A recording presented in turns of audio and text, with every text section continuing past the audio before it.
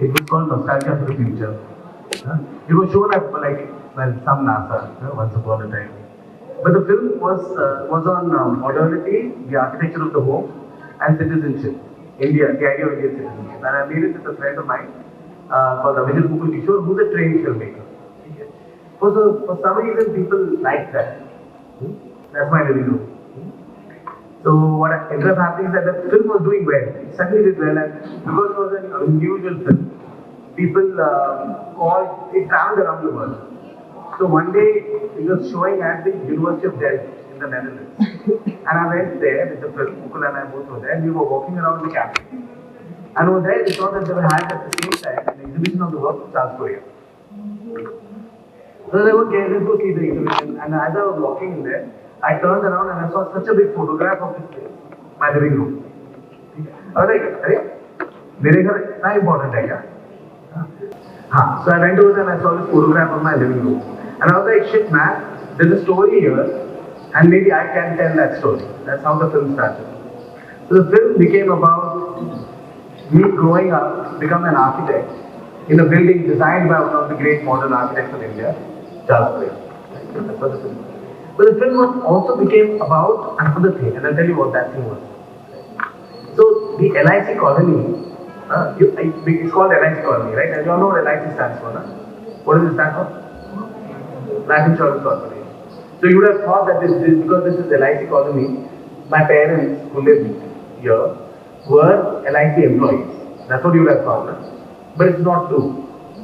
What had happened is that the LIC was built as an organization that was supposed to build the great nation. So it was to provide loans for large kind of dams and housing projects and things like that. So what it did is that the LIC floated a policy called Own Your Home. Okay. And in that policy, it said that okay, what we'll do right is that we'll offer these as life insurance policies. And when people buy life insurance policies, depending on whatever status you are, you can change the length of it, you can change the amount of money, you can do all of these things, right? And as they're paying for the life insurance policy, the premium, they're actually paying for the home.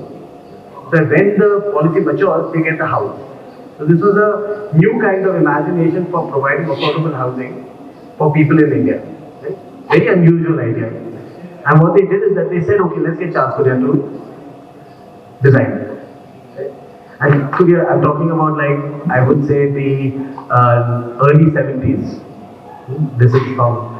And at that point, Korea had a certain kind of vision about what middle class housing in an Indian city was supposed to be. At that time, there was a certain idea who the Indian citizen was supposed to be. We had this, the constitution that said we are all supposed to kind of strive towards equality, justice, and freedom. And those were the ideas that Korea really felt were important to the design of buildings in India. So in the buildings, we tried to create a space tried to create a housing where different classes, different kinds of religions could in some way live together. So he designed this colony. It's quite an interesting place. It's this, as a large, there used to be a sort of mango orchard. All these mango trees were there on a hill. That was the land that was supposed to become the colony. So what Korea did, he took a road and he encircled the whole colony. Okay, and he just put these string-like buildings entering the forest. It is dead ends. So the road never went from one end to the other. So the whole center that was there continued to be one big, untended, ekdam aise forest. And along each of those lines, he made these terraced housing buildings that used to have so on the road it was a straight facade, but towards the back, towards the garden, it had these terraces that went all the way back. So I grew up and there were 16 apartments in one building. And every apartment had a different plan. And every apartment had different numbers of rooms. There was a 1, there was a 2, there was a 3, there was a 4, there was a 5. It was also there in the same colony. What that meant is that when I was growing up, that doesn't happen that much anymore. No? You had all the different classes of people living in the same building. You had a guy who was a peon, you had a guy who had a large kind of workshop, a guy who had a business. My father was an electronics engineer, and we were all living in the same building, sharing the same spaces, sharing the same infrastructure, sharing the same open spaces, playing when I was growing up. And because again, it was the Life Insurance Corporation that didn't discriminate on the basis of religion or caste, what you ended up getting is in my building itself, on the ground floor a Sikh family, on the first floor kind of Catholic family, third floor Muslim family, fourth floor Sikh family. So there's a completely multi-religious sort of environment to grow up in. And the buildings themselves have, a lot of what we are things should be what good housing in India is about, which is things like what he terms in his books very often called the blessed sky. That in India, you don't need to live indoors like you do in colder climates. You can actually spend a lot of time in verandas. So those terraces are about what he calls the blessings of it. All the things are about all the homes are completely cross-ventilated, in spite of the fact of the complex plans. In fact, there is an entire wall in my house that you can never close because it's a great jali. So even question of, we'll see, all of these things are completely changed. Even the home that you're seeing now, the furniture had to be rearranged because it was very weird. Because it's a strange house for a conventional 2 BHK plan. It doesn't work that way. So there was a series of spaces that he provided, and you had to come in to make it your home, and that was allowed. So some people kind of extended, some people, did things with their homes. And if you read Korea's book, The New Landscape, you'll realize that actually that is one of his primary. He wants people to transform their homes. That's how he kind of sees his entire role. So that's what the film started also becoming about. So the film started becoming about three things. It became about me becoming an architect, and also, the transitioning from a boy to a man, or growing up. It became about that. It became about the idea of the nation and citizenship, because there were those ideals, right? And it became about the architecture through which we make sense of the world. Like there's a way in which we imagine order in the world now. So it became about that, about how we always try and, as architects, try and imagine ideal worlds, and how we can never really meet up to them. An ideal world is somewhere else, like architecture exists as something that we can never really become, but it's still there. And we always feel this need to kind of somehow, become more perfect, because architecture wants us to become more perfect. But we can never in some way become that person. So in some cases, the architecture itself collapses. No? So the film became about that desperation that we have in acts of growing up to become something more what we are. And how architecture provides an ideal that tells this is what you can be. Please become. The film became, you could call it more profitable. So the film started looking at three different ways. Okay. Personal, professional, political, and philosophical. And looking at architecture in all these different ways across the whole film. Because actually, one of the main concepts of that is that there is that all architecture is perpetually haunted. What happened actually is that around 5 years back, my father died. And my father, in some sense, was one of those classic modern Indian citizens, scientist, IIT, IISc, LI. He was just like one of them, जो बोलते हैं ना वो हम दो हमारे दो type of family of the 1970s. That's the fact. Me, my sister, my mother, and my father. Like literally that kind of classic middle class family. That perfect unit. And 5 years back, my father died. Right? Which leaves a certain kind of that perfect square is suddenly missing a corner. And that corner, you always feel like you want to fill it in again. The architecture of that family. But that gap in some ways challenges us to think of who we are again. Your roles begin to change. Suddenly the architecture of the square is shifting. But That square continues to be haunted by the presence of my father. Once upon a in that corner that now is missing. So those are some of the ideas actually that I was playing with when I was making the film. The idea of architecture as order, the order through which we make sense of our lives. Architecture is something that is always outside what we can possibly be. And architecture, when it collapses, how it leaves this gap in our lives. And how to fill that gap, we sometimes destroy the architecture. We try something again, we build a new one. Because if there's one thing that happened, is that my life got divided into two parts, half. A certain idea of India, a certain idea of citizenship was what I grew up with in the 1970s and the 1980s. In the 1990s, with liberalization and with the Bombay Hindu-Muslim riots, that idea of citizenship itself completely collapsed. And we are seeing its results today in the hatred that you find every day on television, every day on your news media. There's perpetually this Islamophobic hatred that seems to be in the air. And I felt like that was also an important collapse of an architecture, a certain idea of India that also began to kind of collapse. And I felt the need to talk about reclaiming that idea as well. So that's another layer. So that's why I said personal, philosophical, professional, political. At the end of which, what you can hear is architecture as an idea of order. And an idea of order that we all should be aspiring towards, to shape our lives and to make sense of the world. But also not allow it to become oppressive, that it denies us our freedom to become something else. Because that's what deaths of fathers do. The death of my father was traumatic, difficult, but it forced me to reshape myself again, to find a new identity, to start thinking about what is the new architecture that I desire for my life. And the same thing I would say can be reflected in the nation today. Unfortunately, that's the problem now. I see the thing is also it's a little kind of difficult. You have to try and understand it a little bit. Is the film?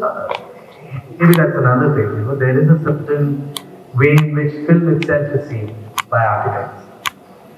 Most times, film and architecture have this relationship where film becomes a medium to tell people about architecture. Right? You know, so you watch a film on Charles Correa and you see, oh, he is the great architect Charles Correa. Or it becomes a film that is trying to give you a message. Look at those poor people and they don't have housing. Documentaries imagine that way, na? Often. And both of them, the films are interesting films. Okay? But the kind of film I want to really about the idea of architecture and homes. Like family, architecture, which we understand our place in the world. That's the film I wanted to make. And that's not a film that can be made by me telling you, this is what I'm saying. That is a film that because you have to bring yourself into the film for us to have that conversation. You have to bring your memories and your own lives into the film. That's how you watch fiction, no? Right? So I wanted to make a film that was more about the ability for us to create a conversation or thoughts, not necessarily clear thoughts, but like sort of feelings, you know, that can evoke ideas. Now, feeling को evoke करने के लिए sound लगता है, समझते हो ना? ऐसे silently नहीं होता. So then I find it difficult for me to show the films. Understand? Because it's not the film I made. Understand? Because the film is about music. There's a lot of music in my life. This film is about the words because it's all textual. I wrote the film, huh? And I wrote a rhythm of this language. Huh? There are parts where the tone of the voice of the person saying is important. It's not only information, it is also the aesthetic. So, which is why I find it a little difficult to just like, just show the film. It's not, I don't think it would be fair to the film. And because it's a personal film, maybe I get a little jada finicky about it also. After all, I'll be showing you my family photographs. I'll be showing you my father on his deathbed. I'll be showing you all of this stuff that, somehow I feel it's a little like odd to kind of just simply bastardize it by any kind of screening, to be honest. I mean, I don't mind showing it, and this if the sound was fine, I would have been absolutely, but there is no sound. Unfortunately.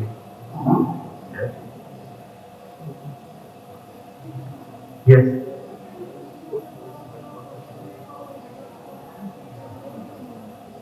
That's absolutely the way it happened. It started off as a film about architecture, thinking like, okay, I'll make a film about Korea, right?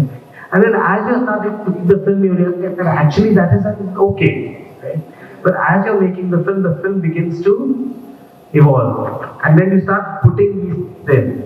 At the time you're doing it, you're not certain exactly why you're doing it. You're doing it because it just feels like it should be there. There's an end sequence that I won't reveal, but the end sequence is like, everyone was like, what the, right? It's like, ye kahan se aaya? But that really happened more instinctively. There was something that I felt that there was a mood that needed to happen there. And when I'm saying mood, it's not like purely music, it's an image. Mood is an idea. Na? There was an idea that needed to be placed there. And for that idea to be placed, I needed something. So I put it over there. And then when it all comes together and I step back, I'm like, this is what the film is doing. And then the next time you start editing the film, you highlight those portions. You structure it again.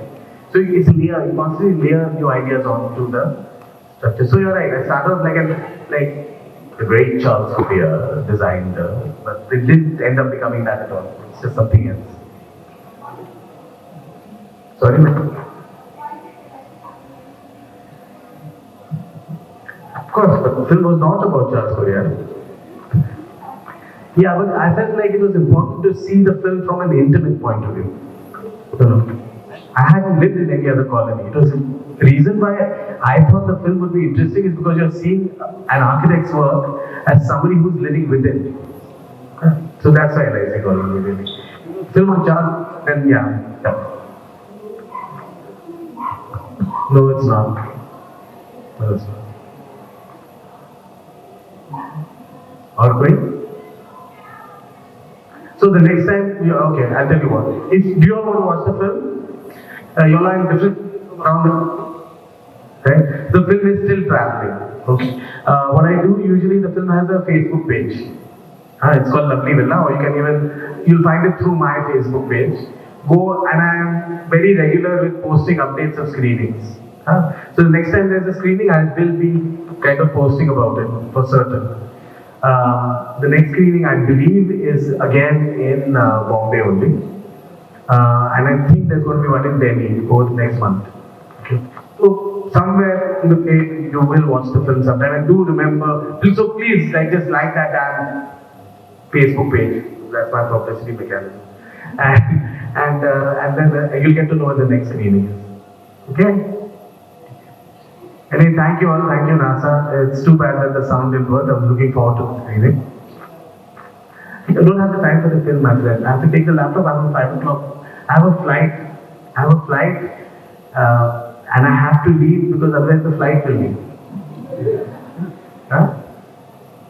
Otherwise I would have no problem showing it, but what to do? I really just don't have the time.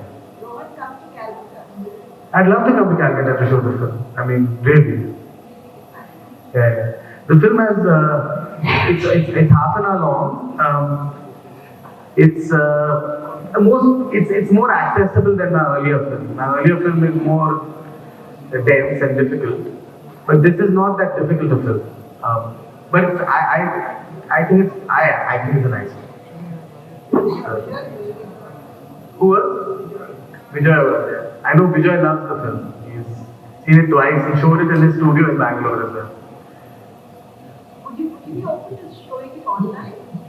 The problem with the online thing, that's the problem.